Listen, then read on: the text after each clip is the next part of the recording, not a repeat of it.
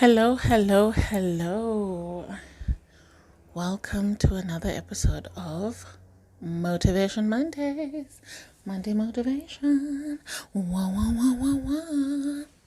So, last week we had a bit of, hypotheticals, some theory. And we're going to start off with a little bit of theory, but then we'll get into the practice. And the theory is more for context in the little, day-to-days, right? So yeah, let us sit back, relax, and get into today's episode. So, for those of you who don't know, I studied anthropology in university, and especially in first year, we were introduced to the different, early anthropologists, right, who basically operated in service to the colonial regime.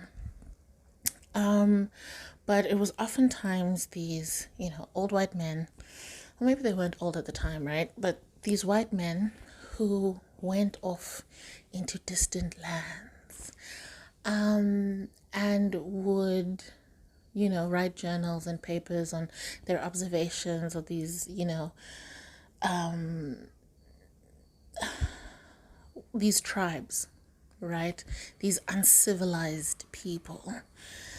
And they would comment, right, on the culture and, what the people were doing and so on and so forth. And it was almost as if, whatever they came back saying was a fact, that them in their unbiased opinion have now produced these observations, right? They are sharing their findings with the academic community, and because it is now written, or their thoughts are written on an academic piece of paper, whatever they're saying must be fact, right? And that centuries and centuries of people, read these papers, or generations and generations of people read these papers, right, assuming that they were fact, right, trusting the author, and continued with that information and built on it, right? So you read, Malinowski's papers, and you use that information to sort of inform or to surmise what you would find in another similar tribe, right? That all these lands that operate in this way are uncivilized and barbaric in nature,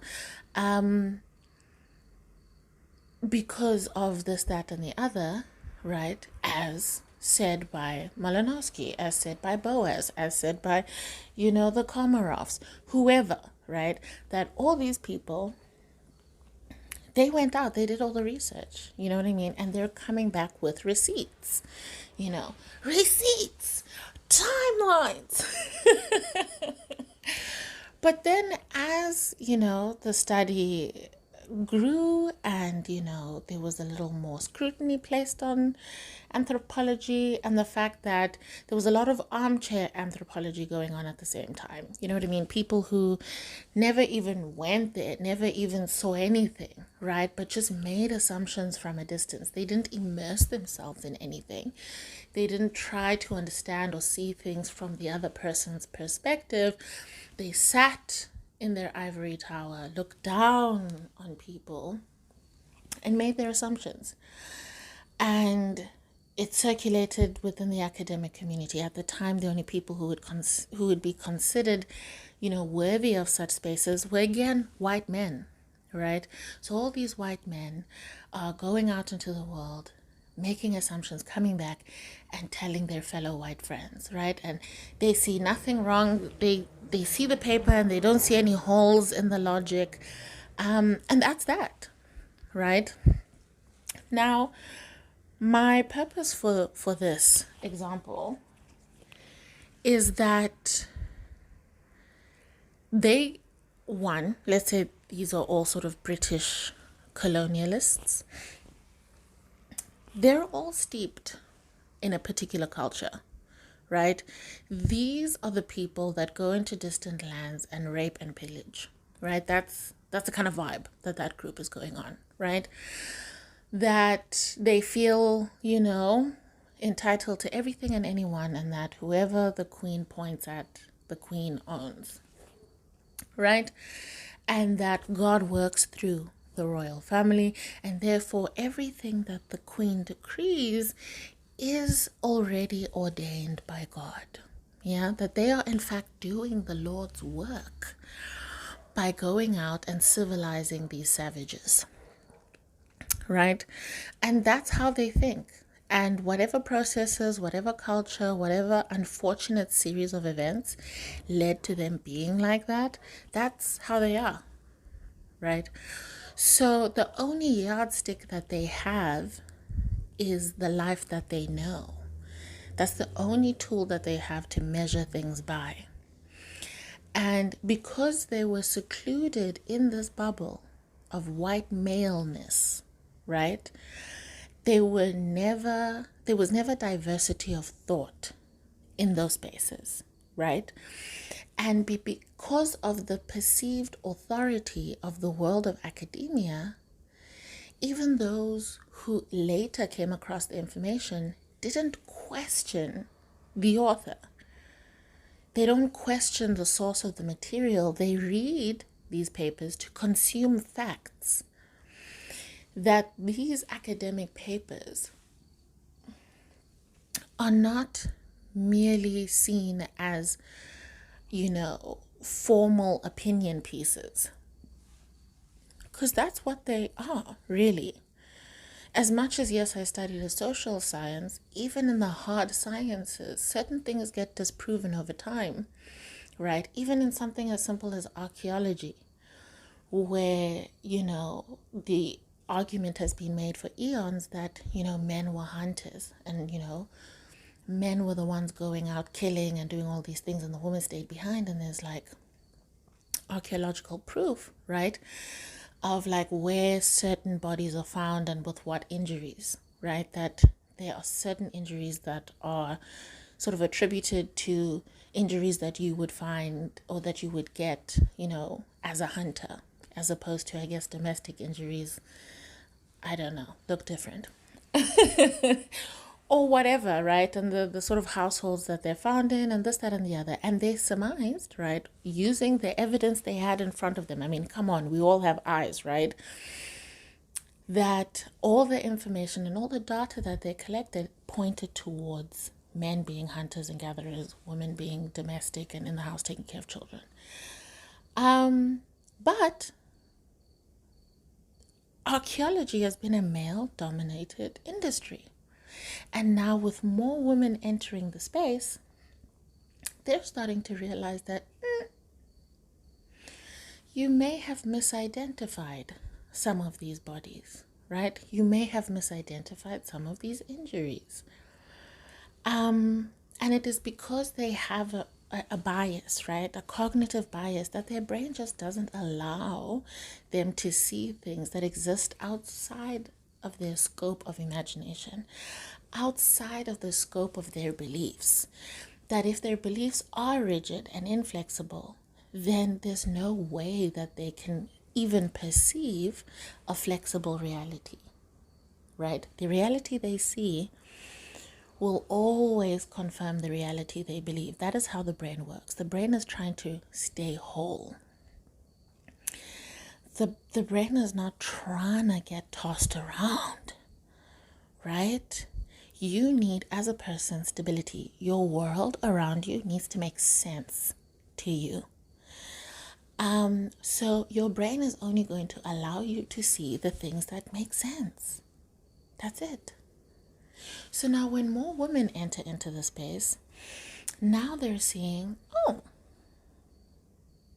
well, from my understanding of reality, this is what I'm seeing, And now it becomes a debate of, actually, were women more, active than we thought they were?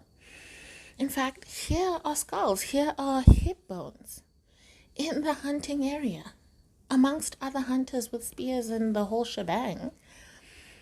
And we can see by the pelvis that, I mean, we've all agreed that a female pelvis has these characteristics, male pelvises has, these characteristics. And I mean, hello, you know what I mean? So things like that, where the fault or the fly in the ointment can only be identified by having new people, a different perspective, right? Now, what has this got to do with being a people pleaser? I know we're getting so theoretical, and I mean, you know what I mean? So, why I'm saying this is that when you're growing up, right, your household and your immediate environment becomes your Britain, becomes your anthropology, archaeology department, where it's just white men, where your definition or your markers, like even now, right, the world of psychology and all these different diagnoses, right, and the characteristics of certain mental illnesses are defined by how they show up in middle-aged white men, right?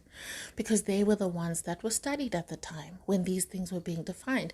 And now it's middle-aged white men in a Western world, which means then that Black people in general, Black women specifically,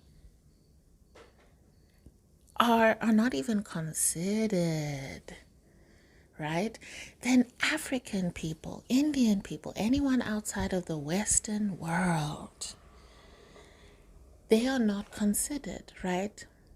And therefore, anxiety, depression, bipolar, schizophrenia, all these mental illnesses might look different to us because we've been raised in a certain way, you know what I mean? So without an outside perspective, no one will ever see or catch the signs of mental illness in a different group.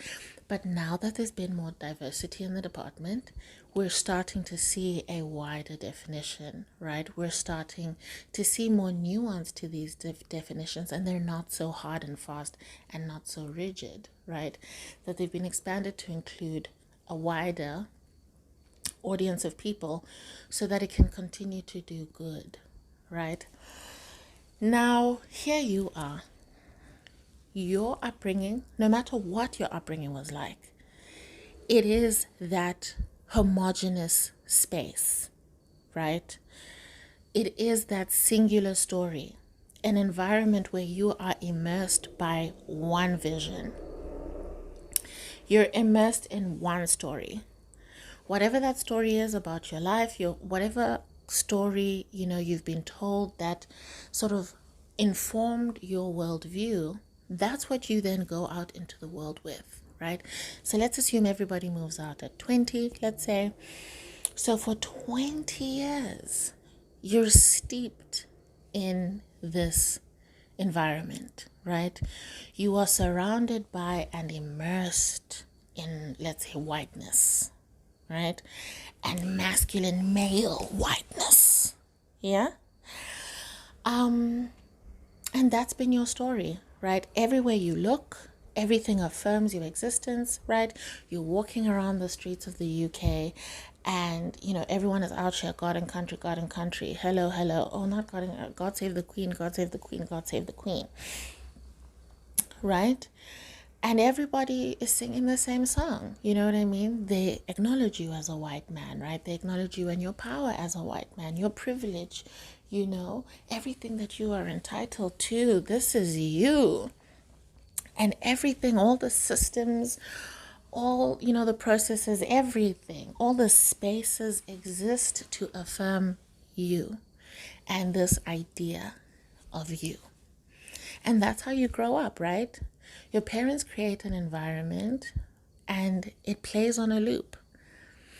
It plays on a loop until you identify yourself with it, right? And therefore, now that you are part of the loop, you are affirmed by the loop, right? You find comfort in the constant rocking of this loop, right? The predictability of it. And your mind calms, your mind is at ease now. Now that your world is clear, everything is defined, right? And all you need to know, you know. So there you are in your cycle, again and again, affirmed and affirmed, affirmed and affirmed. And the thing is, as much as the word affirm and affirmation has like a positive connotation, to affirm something is to merely reinforce it by agreeing with it, right? To reinforce anything through agreement. And you can reinforce and agree with negative things, right? Negative spaces, negative dynamics. So you find yourself, right, in the cycle, and then you move out at 20, or you go to, you start going to varsity, and now you're mixing with a wide variety of people. Yeah. Now, based on your worldview, right, your goggles, you might misinterpret certain people. You might misunderstand certain people. You might judge certain people harshly or incorrectly because they now exist outside of your worldview, outside of the circle that was created by your family. And you can either choose to be open-minded and see if your circle needs to expand, or you can stay close-minded and say, actually, there's just something wrong with that guy, and dismiss them on sight. Now, when it comes to worldviews, right, external topics and perceptions and opinions, most often those sort of worldviews are a lot more malleable, right? So you can interact with, people of different worldviews. And then eventually open your mind and be like, oh, actually, so you could maybe leave your house being, homophobic and just hella bigoted because your parents are bigoted. But then you meet, queer people, and you meet people of different races, and you realize that, like, actually, here's living proof. Here's proof, right? That these people are not so bad. I don't know, right? I don't know. But sometimes what's harder to break is that internal voice, right? The things you believe about yourself, not external world things that can be easily disproven, right? Because it's just laying in front of you and you can choose to accept the information or reject it. Whereas with internal things like self-belief, no one really knows what you think of yourself, right? So no one really goes around trying to affirm people and, reinforce to them that they are good people. Like when you're talking to someone, you may be thinking in your head, oh, wow, this lady is so nice. You know what I mean? But it isn't anyone's really first thought to think, does she know that she's nice? Is that something that she needs affirmed right now? Right? That's not really, that's not anyone's first thought, right? She's nice. I had a lovely interaction. And you might not even comment out loud that you had a lovely interaction. You're assuming that by the fact that you're engaging and smiling and laughing, I mean, it's kind of obvious that you're having a good time, right? But the other person, with whatever self-belief they have, they're like, oh my gosh, you're having a terrible time. You're just smiling to be nice. No one actually likes talking to me. And the slightest little, twitch on your face, she's now gotten the evidence that she needs to affirm her reality. Because the brain is just looking to affirm its beliefs. That's it. That's all the brain is ever trying to do. And you need to conscientiously introduce the diversity of thought necessary to have a more accurate and inclusive picture of yourself. That if you continue to have, the same thoughts coming from the same root and you don't break the cycle, you will never be able to expand and grow mentally and grow as a person. because your life will continue to operate like a circle, because you will accept the love you think you deserve, and you think you deserve nothing. You think you deserve the worst, the least. So you will always attract men who are the least. You will never push yourself to do better and be better at work because you don't think you deserve better. So you will always be the one that is taken advantage of in the office. Everybody's whipping post. Why? Because that's what you believe. Your life will never change if you don't introduce new thoughts, right? If you don't introduce yourself to new people. Because you need new environments to test this change in your thinking, right? To build that muscle that now when you find yourself in a conversation with someone, you're going to tell yourself, believe them. If this person has something positive to say about me, believe them. If they have something negative to say about me, I'm not going to believe them because I have enough negative thoughts of my own. I don't need to add anyone else's. I've got enough of my own. I'm trying to clear out some space for this good. So you then go towards the people who continually sort of affirm you. You talk to your friends and you tell them, listen, I know that you guys love me. I know that you care, but I'm really going to need words of affirmation right now. I'm trying to break this vicious cycle I have going on in my brain. I want to believe that I'm a good person. I want to believe the things that you believe about me. All these good things that you believe about me, I want to believe them too.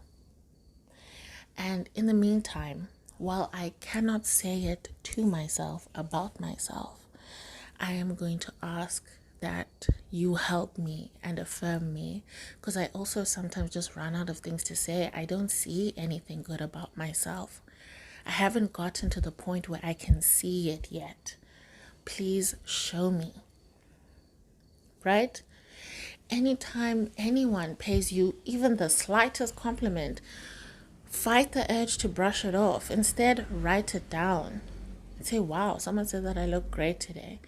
And not that your self-worth becomes dependent on them, but you are trying to create a different pattern of affirmation so that your view of the world, your view of yourself now becomes open to the fact that you are a good person. It is now open to good experiences, right? And it will then be open to good people. Right? Sometimes we are so attached to our former selves because it's that safety blanket. It's all you know, right? There's stability here in this cycle. As old as it is, right? As much as all I do is walk around in circles saying, God save the Queen, it's what I know. It's familiar. It's safe here. And your brain is going to scream, danger, danger, danger, every single time you try to leave this zone.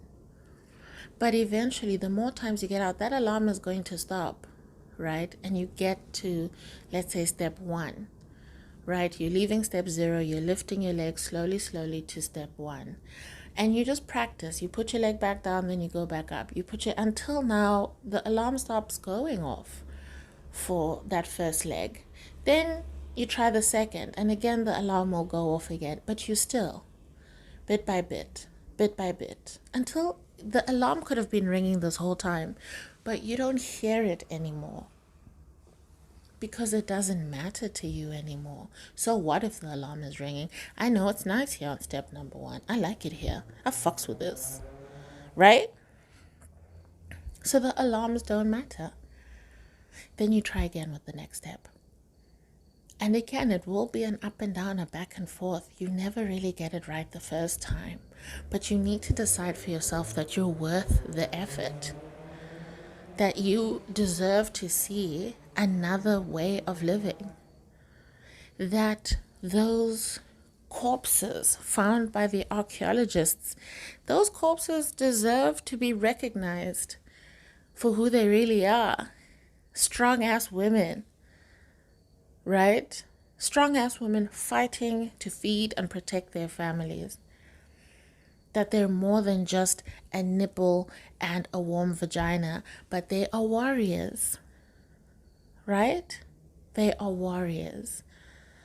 And that their force for life, right? And their force for birth and the energy that they have to feed into the community does not just come through domestic labor alone.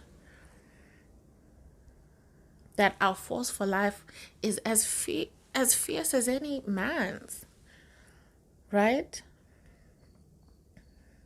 And that's a story worth telling, because then there'll be a generation of young girls who grow up learning about the first people, and they won't just hear about men running around with spears while the bitches sat at home pregnant, but that they too could go out and hunt and fight and protect their own, while also having the beautiful ability to bring life into the world, the ability to feed and nourish their family, but that it was not a task beset on them by their gender, but that it was a task they could do willingly and with joy, because there are so many other tasks they are free to excel at. And that we won't be fed the story that it is just in our genes, it's just in our DNA from, time everlasting. Men were the hunters, the fighters, with the spears. No. That we all banded together to fight and to protect what was ours. And that we all banded together to enjoy the spoils of hunting. So, by introducing that change in yourself, you're able to influence others as well. People who know you, right, they will see your growth and change, and they might not be able to continue with you on that journey. And that's what we're going to talk about next week, actually, right? But you might also find that you get to meet new people. You get exposed to new people because you're now open to them. They've been there the whole time, but you couldn't see them. You had no way of identifying them. But now you do. And you see them and you interact with them, right? And you then learn, oh, wow, there are more steps. I thought step 5 was the shit. I just met a bitch on step 10 and she's fucking glowing. And that pushes you to keep growing, keep growing, keep growing, keep growing. But you need to make the first step. You need to decide. You need to decide to want more for yourself and to make the effort to make that happen. And you can decide again and again and again, because sometimes that's someone's first step. The fight to decide, to really stand by the decision. You might decide for a few weeks and you start a diet and you're journaling and you're really, taking care of yourself, long bubble baths at the end of the day, all these wonderful things, but then you fall off. Something happens that derails you and all of a sudden it all stops. You fall into a spiral of shame and, self-sabotage, and that's fine. You try again, you decide again, and you don't shame yourself for falling off, right? Because you haven't fallen off, you tried. That there's an older version of you that wouldn't have even tried to begin with. So this already in itself is success. So now let's try again. And the process of failing is also the journey for you to fix your self-talk. The chat that you have with yourself in these intimate moments where it's do or wallow. And that is your moment where maybe the first time you fail, your conversation with yourself is self-flagellation and fuck this and whatever. So you go deeper into the hole. until you can't take it anymore, and for whatever reason you convince yourself to try again. And you might follow that pattern for some time until you realize that, like, actually the gap between my failures is so wide because I have this shame cycle that steps in, when instead part of life is failure, right? And that the obstacle is the journey. Sometimes it is the path, and that it's not a detour, it's not an interruption, but I need to fail this a few times so that I can get better at recovery, so that I can get better at talking to myself. And that this is how I too can reinforce positive thinking and positive self-perception, by being kind to myself in my vulnerable moments. That the vulnerability is not an issue about the outside world, it is me. I cannot even be vulnerable with myself because I was never really allowed to be vulnerable in my home environment. When you are the one who's emotionally, responsible for everyone else's feelings, is there ever really a chance for you to say no? When you've been parentified by a child and you're now your mother's counselor, can you ever say, I'm not in the mood right now, I don't want to hear about your shit, I had a rough day at the playground and I need a minute? Can you really say that? No. So now here you are, and you say yes to everything. You overcommit because you're afraid of saying no, because you were never raised in a household where no was even an option. You didn't even know that no was on the table every time someone asked you to do something. That never even crossed your mind as a thought. And that's fine. That's how you grew up. But you can see you're tired, you're overwhelmed, you're burnt out. And you might need to get burnt out a few times to realize that the issue is that I'm saying yes to too many things. I always end up with too much on my plate.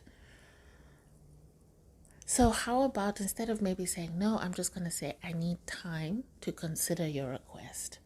I have a lot on my plate right now, and I just want to make sure that I'm not overwhelming myself. I feel like you deserve the best of me, and I just want to see if I can actually give that to you. You know what I mean? But it takes time to even build the courage to say such things, right? So I'm not even 100% there. But I have gotten better at asking for help. I have gotten better at saying, can I get back to you on this one? I'm not sure right now. For me, it's still a question. Like, I have a tendency of overwhelming myself. So can I please have like a day or two to like think this over, to make sure that, you know what I mean? And it's a long sob story because like, I'm just so anxious and like, oh my gosh, please don't say no. But like, you know what I mean? Like if you need it done and it's like, if it's important, then I guess, I can move things around, and undermining my whole request with this long speech because I'm so afraid of saying no, and that I'd rather disappoint them and disappoint myself or whatever, find myself in a precarious situation because I didn't have the balls to protect myself, because no one protected me. I was protecting everyone else. I didn't know how to go out and protect myself. I didn't need protecting, is what I eventually convinced myself, right? The reason why I'm not being protected is because I either A, don't deserve it, or B, don't need it, right? That I'm just meant to and supposed to do everything for everyone. I am here on this earth to work for whoever asks for it. That my labor, my time, and my energy is not my own. That whoever is near me, I'm beholden to them and their needs. That is my loop. And it is really hard because then you're like, who are you? Right? Your whole identity is wrapped up in this loop. So by letting go of the loop, you have to let go of your identity. Who are you outside of this? right? If you're everybody's therapist, then you're the one that everybody goes to, right? And if you now no longer make yourself available for that, who, like, what do you do? Who are you to them now? Does that mean you have to lose those relationships? Maybe. Maybe. Because that no longer fits in the narrative you're trying to create about your life, about yourself. You know what I mean? But it's still really scary. What is your life going to look like now with nobody running to you all the time? Will anyone even like you? Will you have a purpose? This was your purpose, right? And it's hard. It's scary because then, we were all the way back in Plato's allegory of the cave, right? What if the sun burns you? What if it isn't warm? It's burning you, right? What if there are all these bugs and insects that bite you and kill you? What if? Like, I don't know. I've never been there. Is it really good? I know this. You know what I mean? Rather the devil you know. I don't know what the fuck's going on out there. Do I even want to know? Maybe my parents shielded me from it for a reason. What if outside is the lie and here in the dark ass cave watching shadows dance on the wall, this is the truth. Sure as hell feels like it. It's all I know. Everything here makes sense. What am I going to do out there? What purpose will I serve there? You know what I mean? Like, these are all valid questions. But eventually you have to decide that shadows on a wall is just not enough for you. That you want a life full of color. And that color might come with growing pains. It might have its own risks, its own shortfalls. But then you will grow and you will make something better for yourself. You will figure it out. Trust yourself enough to figure it out. The baby version of you, the 5-year-old version of you that wasn't getting the emotional support that it needed, the 12-year-old version of you that was your mother's counselor and best friend, your father's whipping post, that version of you figured it out. Figured out what they needed to do to adapt to that space, to survive. So if that version of you can figure out and make sense of that hellscape you call an upbringing, and not everyone's upbringing is like, super traumatic or anything, right? You could have had a wonderful life, for all intents and purposes. It's just this one thing that was lacking, or these couple of things that were lacking. And that's fine, right? But that brain of yours, that version of you, fought to survive, figured it out, made sense of that world to push you forward. And to push you forward to this point. Because now that thinking doesn't work anymore. It's not for this life anymore. In the same way that when Malinowski, when Boaz, when all of them left their country, what they failed to realize is that they had to leave that thinking behind too. And that it is in their failure to leave that thinking behind that they misinterpreted and misunderstood and misrepresented people that were in fact a lot more advanced than them. Because they couldn't leave their old thinking behind and it blinded them moving forward. So you can either continue to roam blind, misidentifying and losing out on really enriching experiences, opportunities to grow and be a better person.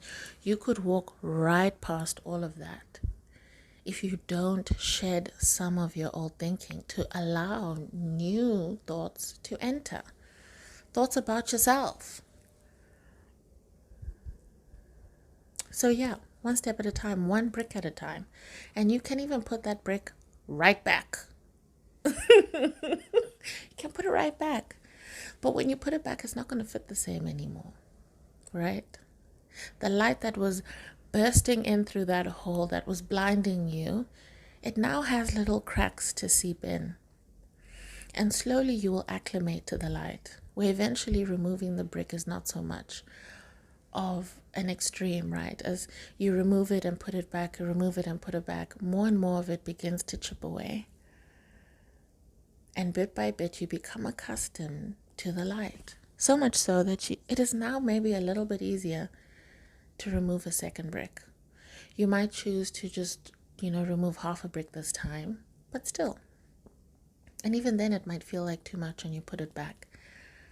And you go through that whole cycle again until that brick wears down to just being a puddle, a pebble. And again and again and again. Be patient with yourself. You have your whole life. And you don't have to break down all the walls. Some of those bricks are good bricks. Some of those bricks need to stay. The things you learned from those experiences, those are good bricks. So you keep them. You cherish them. And maybe you might never get to the end of your life having removed all the bad and fucked up bricks. But you definitely ended your life in a better position than when you started it. That you can say you lived a good life because you did. Any life dedicated to self-improvement and in turn the improvement of others, that is a life well lived. That you were never satisfied with the status quo and we are always striving to be your best self. That is a beautiful way to have lived your life, as opposed to, I was born on the spot, I lived on the spot, and I died here, having seen nothing more and been nothing more than this spot. Anyway, this has turned out to be a long one. And there was a second part to this, but I got really carried away with this, leaving the old thinking behind. Because I think it's really important. And I will end off with an example of, honestly, I didn't even get into the scandal of then reading these bitches' diaries. You know what I mean? Like, these anthropologists would go around, publish these, journals and these articles and whatever, and it's the Queen's English and it's all lofty and, the scientific sort of unbiased type language, you know what I mean? That it was test tubes and, the stats, the data says. But then you read their diaries and you find out what the hell? This person hated these people. There's no way he can write something unbiased the way Angwalanka these people got thing. What a wow. Malanaski in particular, he was sleeping with people and taking advantage of how loose, and he would define them as loose and what a wow, what a wow. What a wow.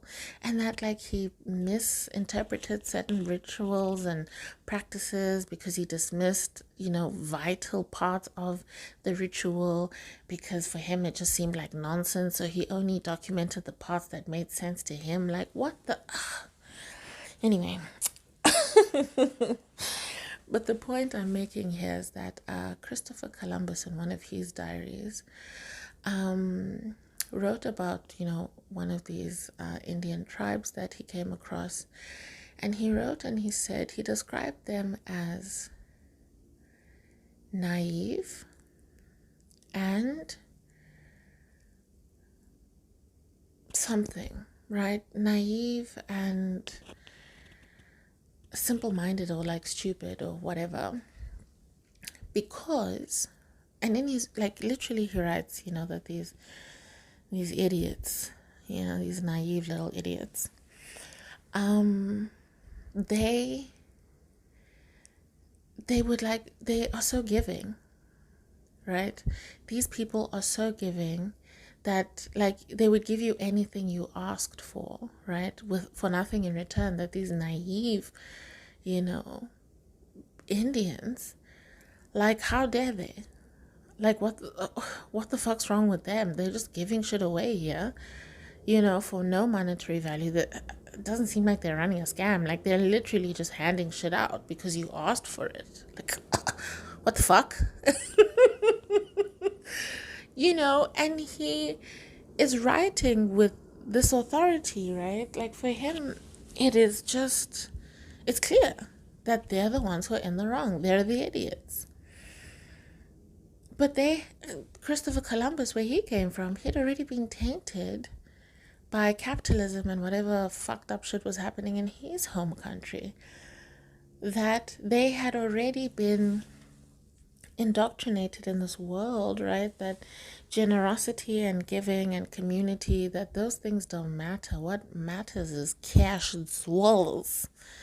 You know what I mean? And that everything has a preset value, and the value is determined by how much someone is willing to pay for said thing. You know what I mean? And value shifts depending on, context and class and da-da-da-da-da. So there's now this convoluted system where we're all trying to hoard wealth, as opposed to sharing and understanding that, and like having an understanding in communal wealth, right? That what I have need of, my brother has, and what another may have need of, I have, right? That we make each other whole by giving and receiving, right? That our relationships with each other are meant to ebb and flow, right?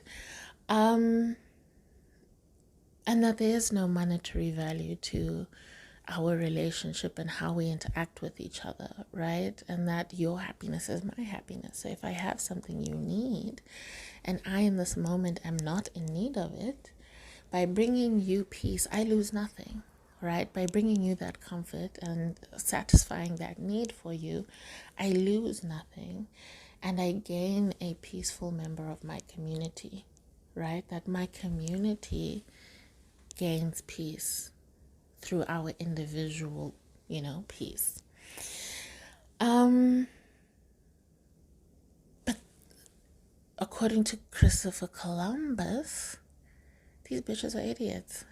They have no fucking clue what they're talking about. They're so backward. Like, oh my gosh, fools. And look at us now. Look at the world now, and how we have made full circle, and we're now realizing, actually, capitalism sucks, and that we're all suffering under this capitalistic regime that is predicated on having a group of people that are suppressed, right? It needs a labor force. It needs cheap labor. So the systems are created to ensure that certain people never leave a certain number or percentage of people never leave a certain, income bracket, so that they can be used as part of this capitalistic machine. Just cogs in the machine, I tell you. And more so just coals in the fire of the machine, right? Because sort of low class, and I'm saying this in inverted commas, low class labor or laborers are seen as disposable. And therefore, they don't really matter because they churn these bitches out like nothing. And why do they churn them out? Anyway, I'm going on a tangent. Okay. But there was a point that I was trying to make. Yeah. And we've made full circle to this whole kumbaya, let's all balance things out. Elon Musk and whatever that guy, not Steve Jobs, the Amazon guy. Anyway, whatever his name is, that these guys have too much money that they could literally like save the world if they just, shared their money, and what a fish paste. Um, and that, we'd all be happy. And, if equality is sort of meeting the needs of like the most oppressed group of people, and that by making sure that their needs are met, in turn, everybody benefits from it. You know what I mean? Like a small thing of like having places that are wheelchair accessible, as much as people with wheelchairs are the ones with the most need for ramps.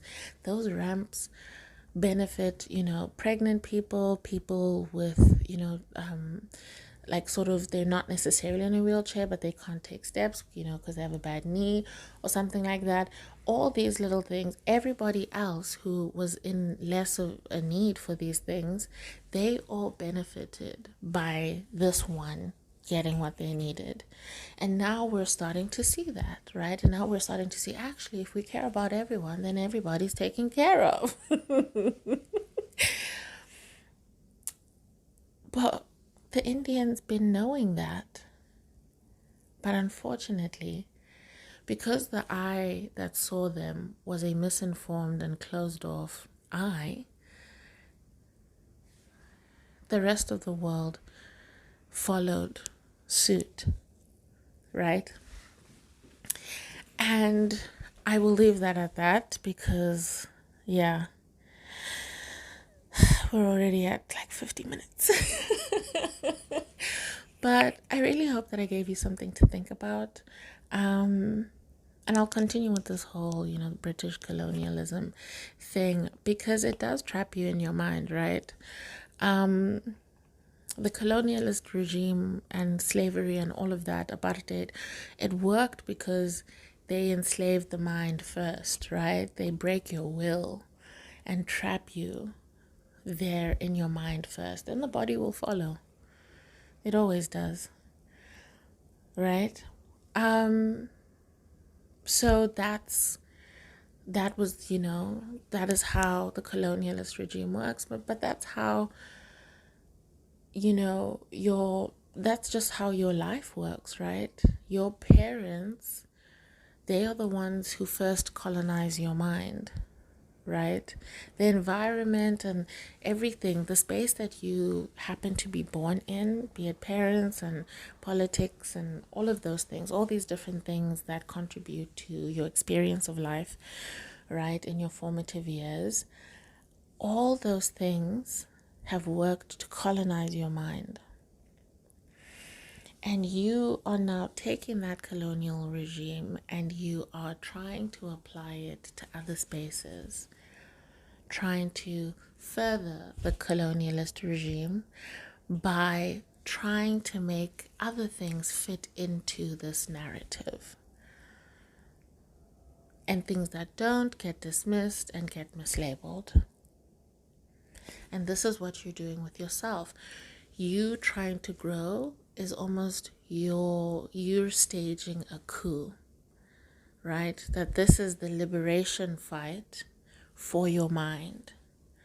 That even in most countries, well, yeah, every country that's been colonized, as much as they are free now, I mean, technically on paper, but obviously, there's now economic colonialism, which is something that I honestly think is happening here in South Africa, but, that's just my 2 cents on the matter.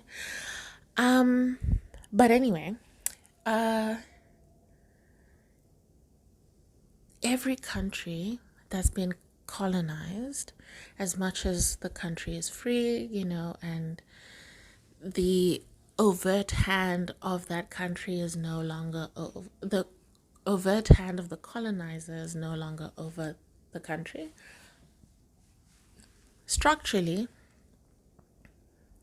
there still remains remnants of the old colonial regime.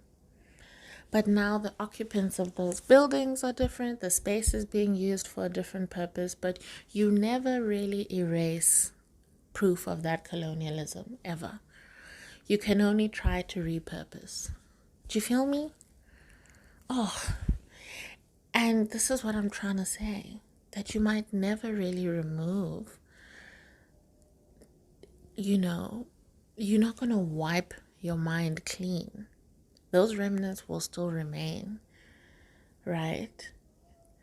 But then how can you repurpose that thinking, right? How can you use that and shift it in a different direction? When you're busy telling yourself like, oh, you suck, or they're going to catch you out, nobody likes you, you're like, listen, I'm here. I am here. I'm in the space. I got in. How? It doesn't even matter. Because there are Nepo babies all over the place here. And some happen to be good at their jobs. Some not so much. But either way, I'm here. Nobody's up their ass about why they're here. So I'm here too. Nobody checked me at the door asking me 1,000 questions. So who the fuck are you? And you can fight back and fight back. Right? And that maybe at a later stage in life, you meet someone who's fighting the same thoughts and you can identify it. You can see it from the outside because you still have remnants of your own.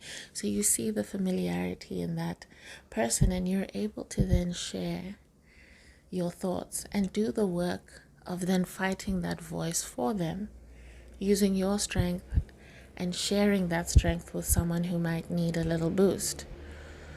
And there you are. You have created a new ring. You've created a ring of care, self-care, and the care of others. This is a new cycle in your life, whereby caring for yourself, you find yourself better equipped to care for others in a more meaningful way. You know what I mean? So decolonize your self-talk, bitch.